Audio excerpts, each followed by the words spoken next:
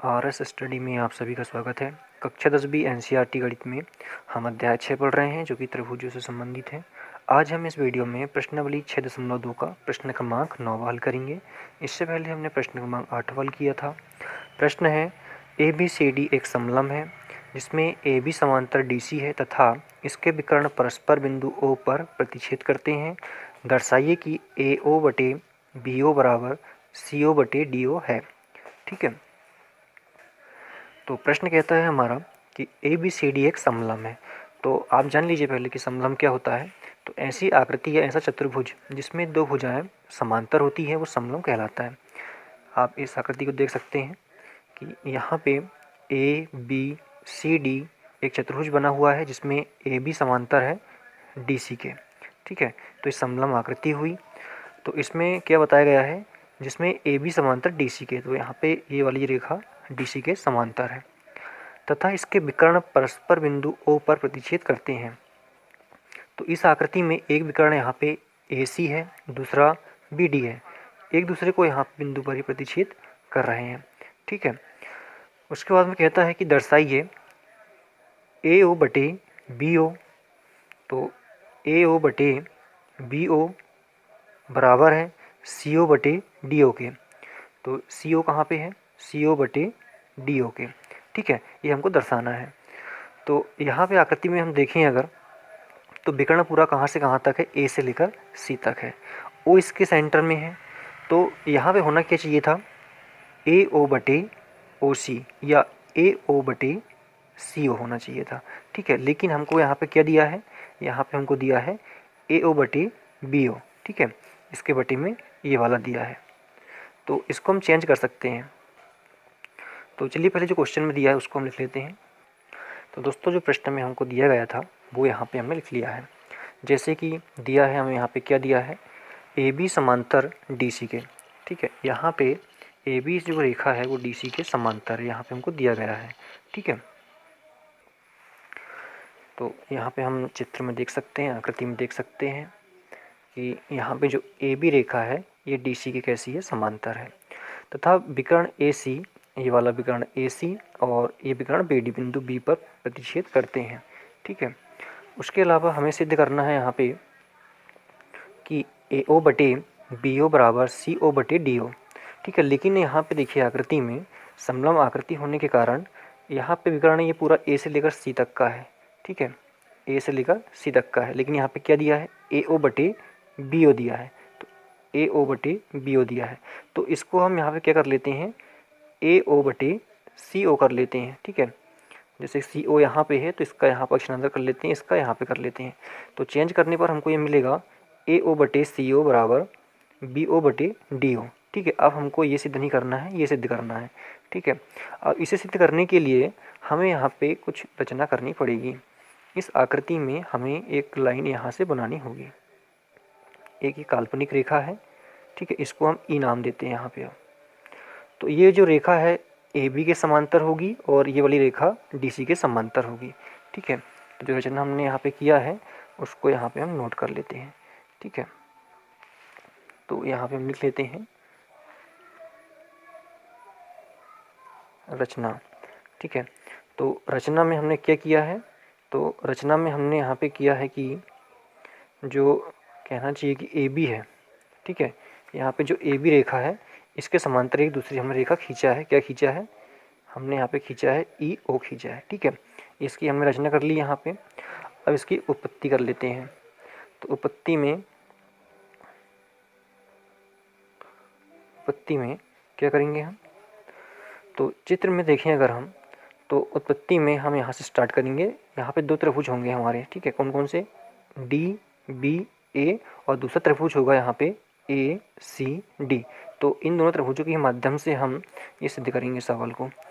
तो चलिए हम पहला त्रिभुज यहाँ पे ले लेते हैं। कौन सा त्रिभुज ले लें यहाँ पे हम, तो DAC। ठीक है, या फिर DAB, ये वाला त्रिभुज ले लेते हैं, DAB ये वाला। तो ये वाली रेखा इसके समांतर हो जाएगी यहाँ पे। ठीक है, तो उत्पत्ति में यहाँ पे हम लिखेंगे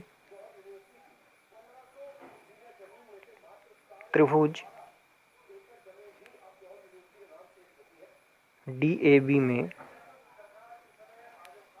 ठीक है, यहाँ पे हमें अब थेल्स प्रमेय का उपयोग करना है। तो थेल्स प्रमेय को हम क्या कहते हैं, आधारभूत समानुपातिक प्रमेय कहते हैं। ठीक है, तो प्रमेय क्या कहती है, थोड़ा इसको डिस्कस कर लेते हैं। तो आधारभूत समानुपातिकता प्रमेय और थेल्स प्रमेय दोनों एक ही चीज़ है। तो प्रमेय कहती है कि यदि किसी त्रिभुज की एक भुजा के समांतर अन्य दो भुजाओं को भिन्न भिन्न बिंदुओं पर प्रतिच्छेद करने के लिए एक रेखा खींची जाए तो वह अन्य दो भुजाओं को एक ही अनुपात में विभाजित करती है। ठीक है, जैसे कि हमने यहाँ पे त्रिभुज लिया, कौन सा त्रिभुज लिया, डी ए बी त्रिभुज लिया और इसके समांतर एक रेखा यहाँ पे खींच दी हमने। ठीक है, तो ये वाला जो बिंदु, कोई बिंदु ई है और यहाँ पे कोई बिंदु ओ है, इस पर क्या कर रही है, प्रतिच्छेद कर रही है। तो ये वाली रेखा इसके समांतर होगी। अब इसके समांतर होने के कारण ये भुजा है, ये वाली जो भुजा है और ये वाली भुजा है, तो इन दोनों को क्या करेगी, ये समान अनुपात में विभाजित करेगी। तो यहाँ पे हम क्या लिख सकते हैं, तो यहाँ पे लिख सकते हैं कि त्रिभुज डी ए बी में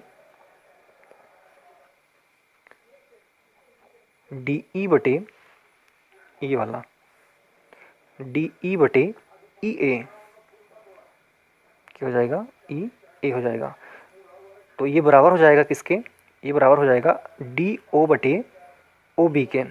ठीक है, किसके बराबर हो जाएगा, डी ओ बटे ओ बी के बराबर हो जाएगा। तो इसको हम लिख सकते हैं यहाँ पे डी ओ बटे, इसको हम ओ बी भी लिख सकते हैं, बी ओ भी लिख सकते हैं, तो इसको हम बी ओ लिख लेते हैं। ठीक है, तो एक ही लाइन पे है ये, इसलिए इसको हम ऊपर नीचे कर सकते हैं। तो ये हमने लिखा, तो इसको हमें समीकरण नंबर 1 बना देना है। ये हो गया समीकरण नंबर 1 और यहाँ पे लिखेंगे हम क्या, आधारभूत समानुपातिकता प्रमेय से, आधारभूत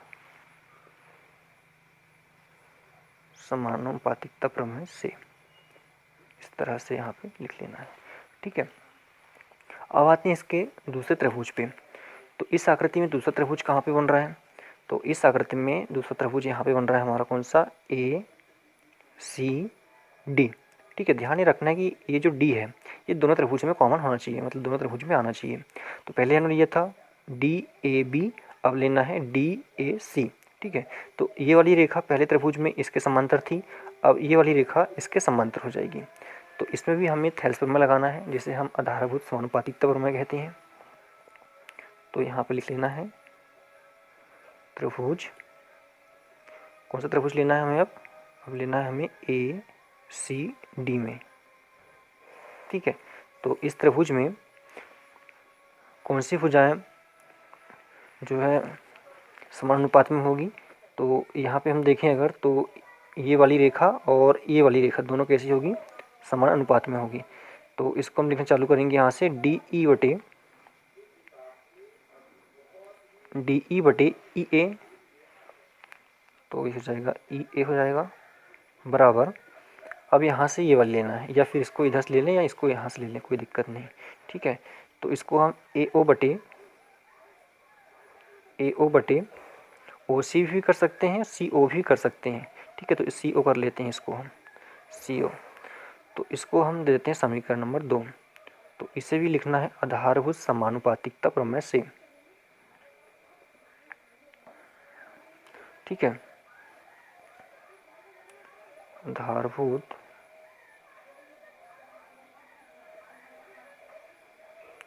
समानुपातिकता प्रमेय से।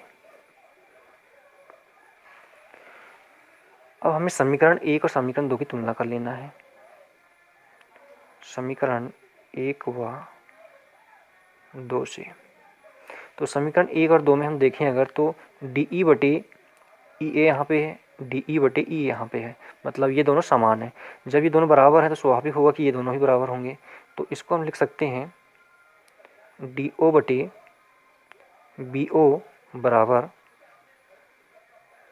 ए ओ बटे सी ओ। ठीक है, ये यहाँ पे हमने लिख लिया है। और हमें सिद्ध क्या करना था, तो हम यहाँ पे देख लेते हैं सिद्ध क्या करना था हमको। सिद्ध हमें करना था ए ओ बटे सी ओ, तो ए ओ बटे सी ओ यहाँ पे आ गया, बी ओ बटे डी ओ, तो डी ओ बटे बी ओ आ गया, मतलब थोड़ा इसको और बदलना होगा। तो इसको हम क्या लिख सकते हैं, पहले इसको लिख लेते हैं बराबर में, इसलिए इसको पहले लिखें या इसको पहले लिखें, कोई दिक्कत नहीं है। सी ओ बराबर, इसको बी ओ को ऊपर लिख लेते हैं और इसको नीचे लिख लेते हैं, डी होगा। ठीक है, तो इस तरह से प्रूफ हो जाता है। यहाँ पर लिखेंगे हम इति सिद्धम,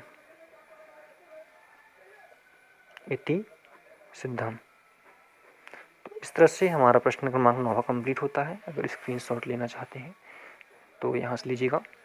अगर आप कक्षा 9वीं और कक्षा 10वीं के सवाल देखना चाहते हैं पूरे कंप्लीट, तो इसके लिए आप चैनल की प्लेलिस्ट में जाइए, वहाँ पे आप सारे सवाल देख सकते हैं। प्लेलिस्ट का लिंक नीचे दे दिया गया है डिस्क्रिप्शन बॉक्स में। ठीक है, धन्यवाद।